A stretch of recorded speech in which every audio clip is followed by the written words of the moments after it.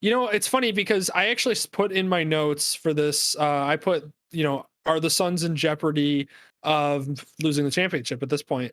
And now with the injuries that are happening in the Eastern Conference Finals, I don't know because I genuinely think that this is probably like I thought the Suns were a magical team before and we're going to win it all anyways, just off of being like I don't know that team. But then now with the injuries to Giannis and Trey, like it doesn't matter which team makes it out of the East because they're not going to be healthy enough to compete against the Suns team.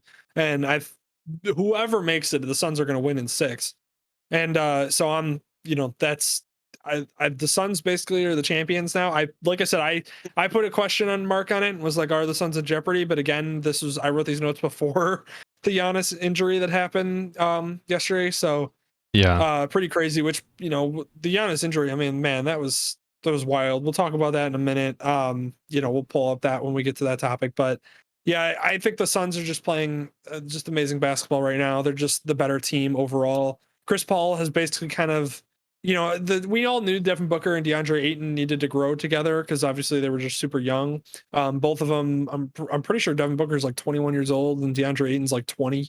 So they both needed to grow together. And, I'm surprised they made this much of a stride over 1 year. But the thing is last year, everybody was saying that they could make a jump. It's just that they needed a point guard who was going to be able to distribute the ball well and kind of get them and then also contribute enough as like a, go-to option on the offensive side to help Devin Booker out a little bit as far as the shooting goes. And they got that perfectly in Chris Paul. The only issue with Chris Paul was everybody was worried about whether or not he'll stay healthy. Yep. Obviously we've seen that Chris Paul can stay healthy for a pretty long season. And now in these playoffs, he's been doing great. I'm gonna knock on wood because I'm definitely not trying to jinx him. But yeah, he's been great and he's been playing well, and the team's been playing well. And I honestly love that the Suns are gonna win it because the Suns are always good and they always have been good. They were great when Steve Nash and Amari Stoudemire were running that D'Antoni 8-second You mean offense. Leandro Barbosa?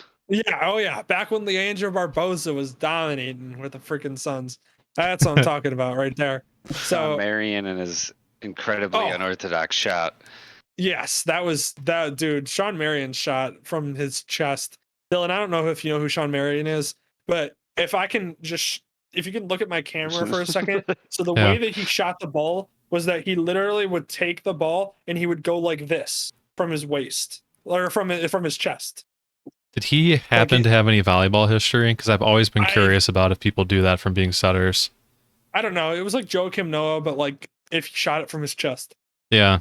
No, that I've always genuinely wondered that because if you are an accurate setter, there's not too much of a difference when you're taking a shot. Because I mean, if you have that accuracy with your fingers and you do have that weird shot for basketball, I mean, I can see crossover. I've seen Stranger Things, so I can see that working. Good series.